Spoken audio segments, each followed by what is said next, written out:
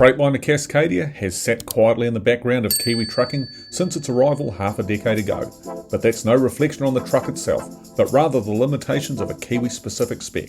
Nonetheless, there are niche applications where it fits right in, and Ōamaru-based family business Kennedy Carriers has proved this with its new Cascadia 126.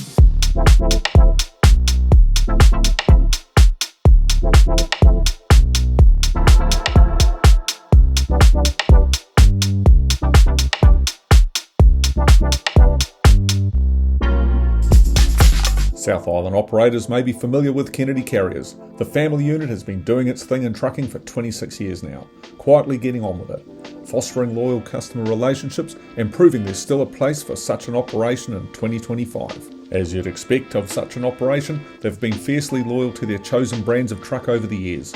Jimmy began his association with Freightliner when he bought a new Argosy back in 2011, which he then replaced in 2017 with a new Freightliner Coronado 114. Jimmy's new Freightliner Cascadia 126 tracked unit couples up to his existing quad-axle TMC semi-trailer. TMC removed 400mm from the truck's rear end to accommodate the 15.1 semi, as well as sorting out the setup and permits. Elite Transport refinishes of Timaru then painted the chassis, bumpers and the bonnet before Andrew Geddes of Timaru Signs and Graphics worked his magic. Fair to say everyone's done a stellar job.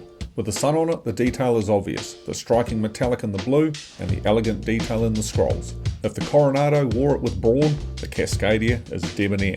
I like the new one. It doesn't have the same coolness as the Coronado, but it's got its own thing going on. We haven't tried to make it look like something it's not, Jimmy comments.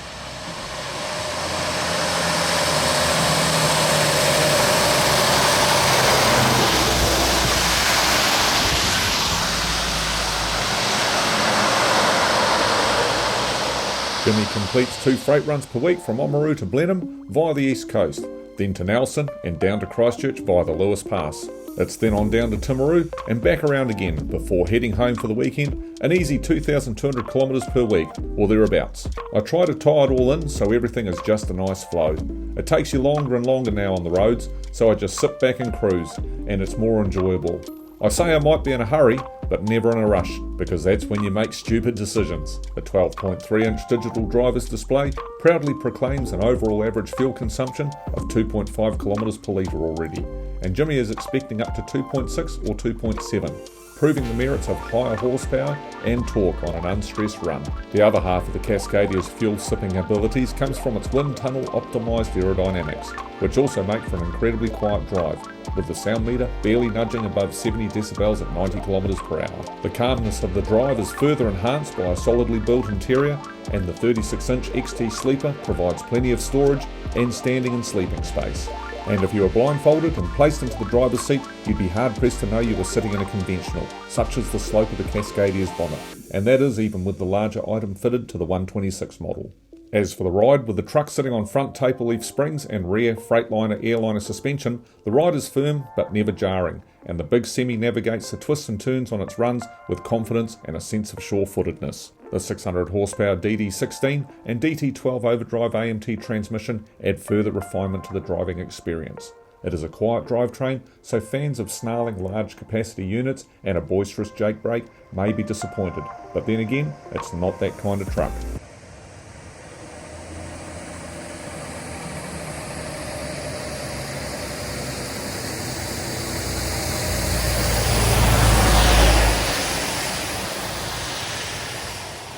I find it's really happy working around 1200 to 1600, but I'll let it get down to around 1100 in manual. In auto, it'll normally get down to around 1200 before it drops a gear up a hill, but often it doesn't really need to. If you let it pull, it'll have enough in it to hop over the top, says Jimmy. While it does get on fine with climbs and descents in auto, Jimmy finds the DT12 can be just a little too eager to go up and down through the box for his style of driving. It does what you'd expect on a straight run, but in the hills, he controls it in manual. The Cascadia 126 is now most definitely part of the Kennedy family. It's slipped into its new role with aplomb. There's not a lot to not like about it.